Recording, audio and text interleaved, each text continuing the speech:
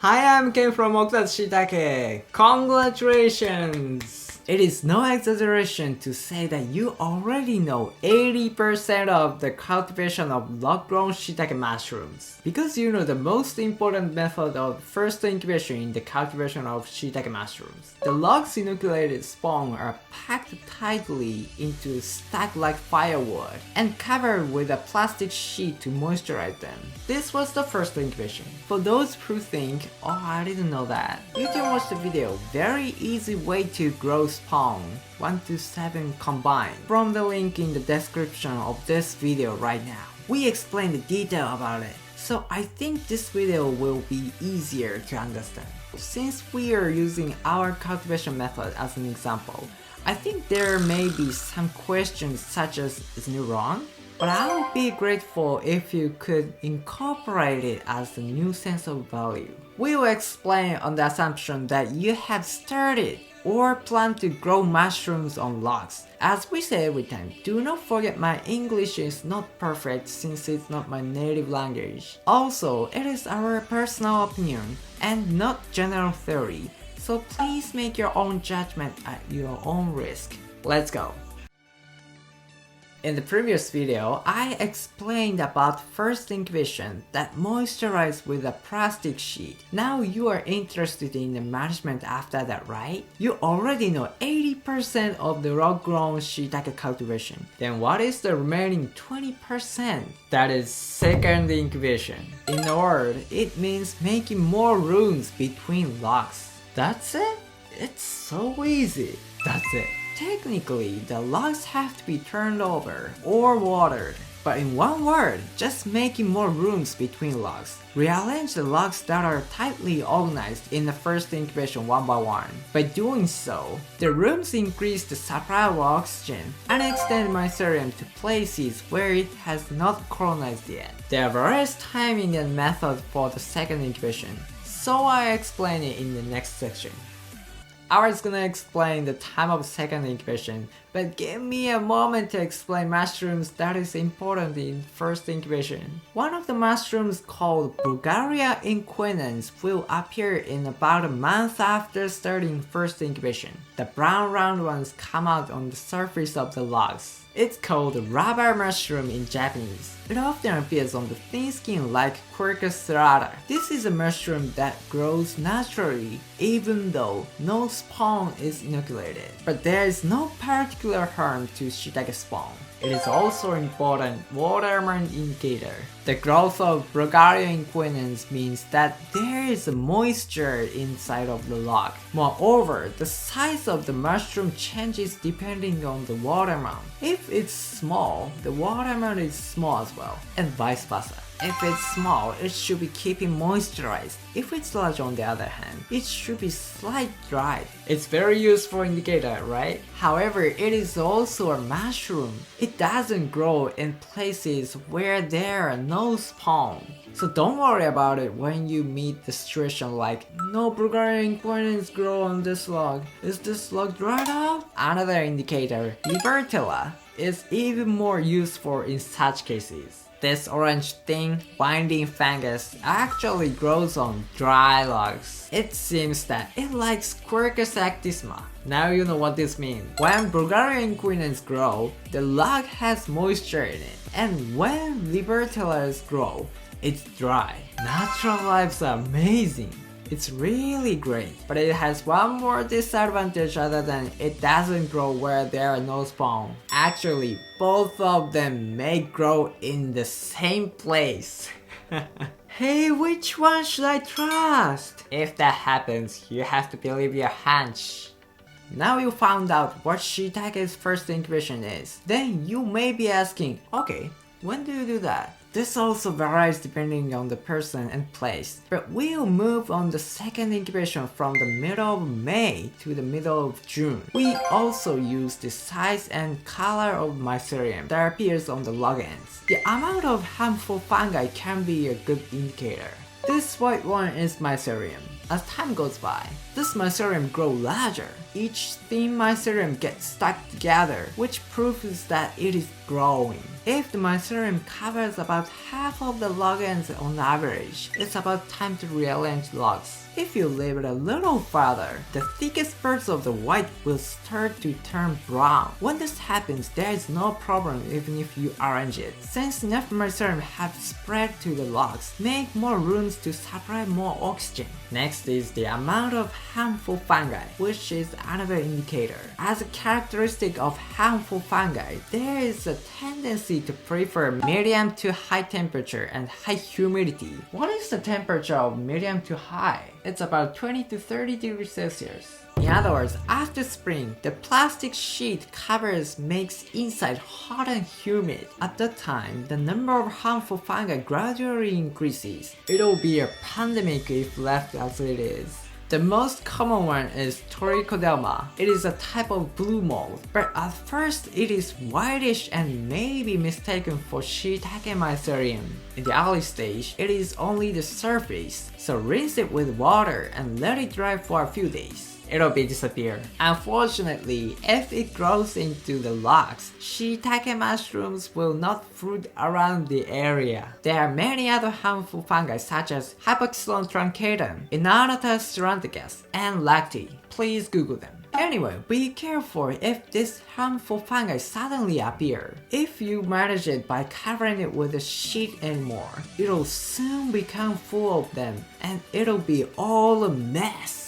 I want to just say, you did a great job on cultivating harmful fungi! When it suddenly increases, it is important to make more room to improve ventilation and not to create a humid environment at medium and high temperatures.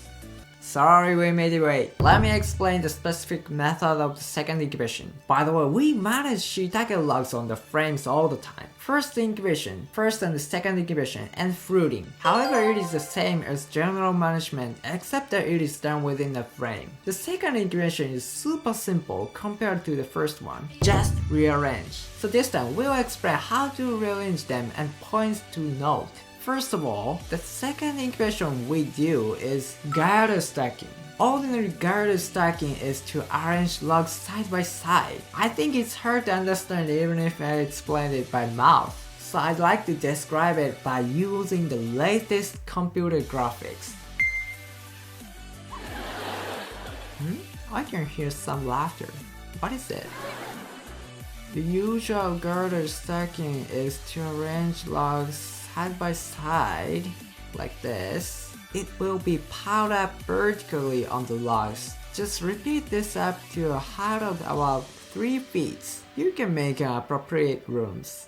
It's important to note here that it's hard to stack logs because of the size of the logs are different or bent. Furthermore, if there are many parts where logs are stuck together, it is easy to become a habitat for insects such as Morophagoides moriarty and Nemapogon granulus. You don't need to memorize the names. We have devised a little to reduce this as much as possible. Line up side by side. Up to this point, it is the same as normal girder stacking. The second tier should be only 2 on both sides, and the third tier should be lined up side by side again, and this is repeated. Also as a knack, make both logs lined up on the side a little thicker, and make the 2 logs lined up in the next tier thinner, so many logs can be lined up smoothly. Next I will explain the types of arrangement of logs. There are quite a few other ways to arrange logs. In addition, the girder stacking explained, there are triangular stacking, tree laying down, armor laying down, and centipede laying down. As some of you may know, except for the girder stacking and the triangular stacking, logs lean against each other. In other words, once you arrange, it's almost impossible to move. It would be nice if we could manage them in the forest, but since we grow mushrooms in a small warehouse, we have no place to work if we can't move. So we keep them on the frames so that they can be moved by a forklift. The perfect way to do that was girder stacking. It is convenient to manage in such a frame as well. Digressions aside, tree laying down is laying down logs lean against the shape of tree. Tori is a gate of Japanese shrine. You can continue forever. So 2 logs lean against the wall, and you put a log vertically on the 2 logs. Then put 2 logs on it again. Whenever I see this, it brings memories that the shrine of Fushimi Inari, which is lined with so many torii gates. If we play domino falling with that, it will be like this. Next is armor laying down. This is way to lean further against the empty part of tree. Yeah, just adding extra logs between the 3 gates. It looks like it is wearing an armor. And centipede laying down concentrates on one point and arrange left and right alternately. Start with a log and continue it forever. This looks like a centipede. Those are the main ways of arrangement. Please consider the room and angles according to the environment and climate. There are several others, so if you are interested, please Google it. And there is one more important thing to do when rearranging, that is turning upside down. We'll explain that in the next section.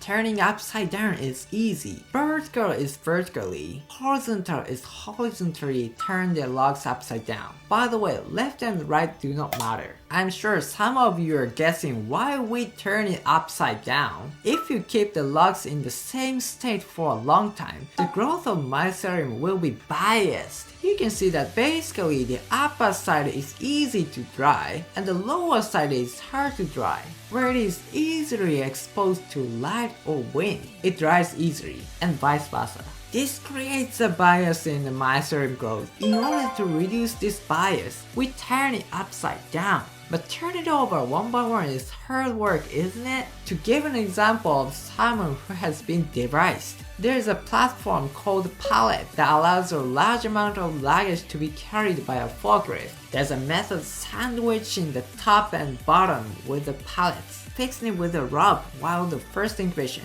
and when the time comes, roll it with a forklift and turn it upside down. Of course we can do it. Well, there are many ways to do it. However, in general, you may flip them one by hand.